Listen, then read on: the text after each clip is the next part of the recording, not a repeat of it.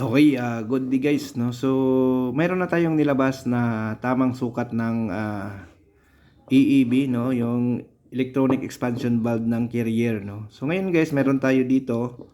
Ito naman ay Samsung, no? EEB, electronic expansion valve ng Samsung, no? So, i-share ko lang sa inyo guys kung paano yung tamang reading ng isang good na EEB, electronics expansion valve, no?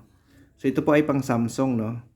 So, na-share ko na sa inyo guys yung sa carrier, no?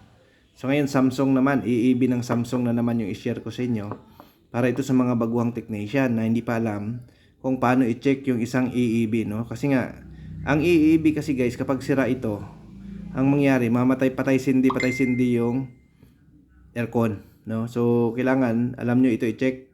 Baka kasi may problema. So, dapat alam nyo i-check ito, no? So, ang issue nito kasi patay sindi. Or minsan naman, nasisira yung board. Kapag shortage na yung EEB nyo, sisira yung board, no? So, dapat alam nyo i-check itong EEB nya, yung electronic expansion valve. So, doon pa lang, tingnan nyo na rin doon yung corroded na, baka may kalawang na rin, no? Yung area, titingnan nyo rin. Then, ito i-check nyo to, individual, no? So, ang pag-check nyan, guys, mula dyan sa kulay blue na yan, dyan nyo ilagay yung isang test prod nyo. No? So gamit kayo guys ng tester. So sa tester naman, yan, resistance, no? So alam naman na ng lahat kung paano maglagay sa resistance, no? So malamang air contact lang naman talaga ang manood nito. No? So tulad nito guys, oh.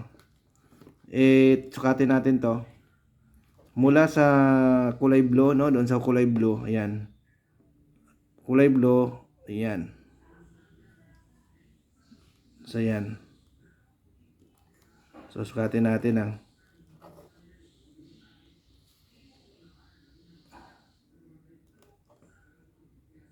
ayan.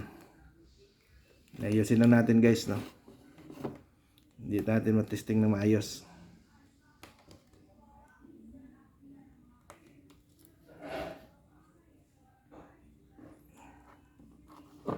Yan, medyo mahirap mag-test, no. Ayan. Mula sa blue, ayan. So 49.5. Tapos lipat mo yung isang test prod. Kita ba? Ayan, dito tayo sa gilid, no. So ayan. So 48.9. So ilipat mo yung isa. 48.8. So ilipat natin yung isa. 49.2.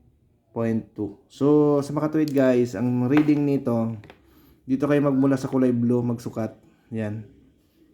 So isa-isahin nyo to. Dapat ang reading nyan nasa 48 or 49 lang, no. So pag na-read nyo dyan ng mga 100, ibig sabihin sira na, no. So ulitin natin.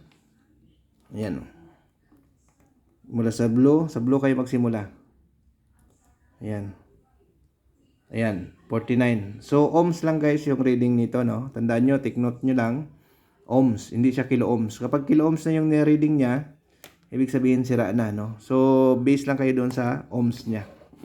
No? So, tandaan nyo lang, basta mula dito sa blue, sukatin nyo resistance, yung mga ano niyan, halos same reading yan, no? 48 or 49. Basta hindi na yan magkalayo, no? So, ibig sabihin good yan. Kapag nasisira yan, kadalasan nagkikilo ohms yan, or nagsushortage talaga. No, so wala nang reading, no, open. So yun po nasira. So ito ay Samsung, no. So lahat ng Samsung EEB expansion valve ito 'yon. No, so para ito sa mga baguhan guys na nanonood sa atin, no. So yun, okay. Thank you. Bye-bye.